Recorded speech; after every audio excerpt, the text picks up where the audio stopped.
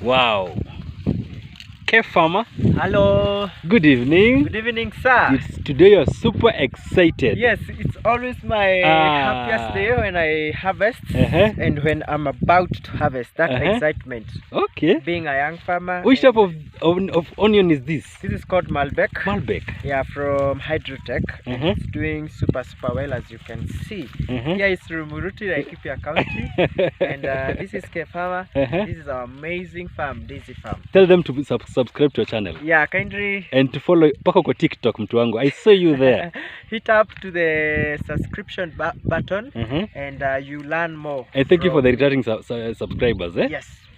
My loyal subscribers, santeni sana. Yes. You're doing a super amazing work, bana. Yeah, I'm very passionate about farming and I'm very passionate about production, agricultural production per unit area, because the secret for us farmers to make money is not about the pricing, or we can't control demand and supply, but you can control the quality and the quantity of what is coming out of your farm. That's why I am very focused on making sure that I hit my targets per the acreage or per the area that have been there. You can see our onions are all uniform, and we have done our part. God has really blessed the work of our hands, and that's why we are having such beautiful and amazing onions. Uniformity is the same. Uniformity is the same. We don't have very small onions, and I'm expecting to harvest. This is 1 acre. This block, and that one, that's equivalent to 0.99 of an acre. And I'm expecting to harvest 18 tons. Okay. Yeah. Hey, amazing. I have a quick question, and I saw it. So many people are asking about this question. Is there a difference between soil fertilizer and foliar fertilizer in terms of? Okay, I've understood your question. What we do here, we normally use basal application of fertilizer. That's what you're referring to, soil. That is the fertilizer we put on the soil. And then I normally use foliars that are good for onions to bulb. I use foliars at different stages. For example, there are foliars that are vegetative, that will give you the nitrogen. There are foliars that will give you the phosphorus, and there are foliars that make the bulb as beautiful as this. This is purely calcium and potassium. That is what we have been feeding our onions with. Oh, amazing. Yeah. Another question away from harvesting. Okay. Many people are afraid of starting farming. Ask me why. Why? They are afraid because of capital. They think when you want to start farming, you have to have a lot of money to start farming. Yeah. What can you advise such people? And if they have land, they have water. In some cases, it's yes. Farming can be, it can take a good share of capital investment, but the secret is start with what you have. A drip installation system is quite higher in terms of expenses, but has the highest return because the yield are quite higher. But if you don't have that kind of resources, for example, per acre of these, you need about 300,000 Kenyan shillings to start up or to install your drip installation system per acre. But you can go for furrow irrigation system, which is cheaper. And then after you do it for maybe an year or two, that money that you're going to get, you invest it to drip line installation or to greenhouse or any other form of farming that you could want to engage at or in.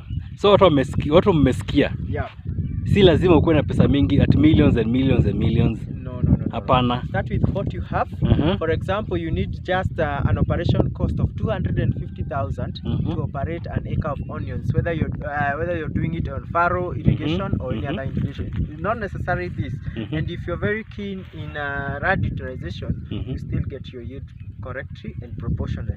Today we were harvesting. Maybe you can go to that block. Yes, and let's go clearly what we are talking about. So today's tonnage, or this harvest tonnage is how much? This block I'm expecting 6 tons.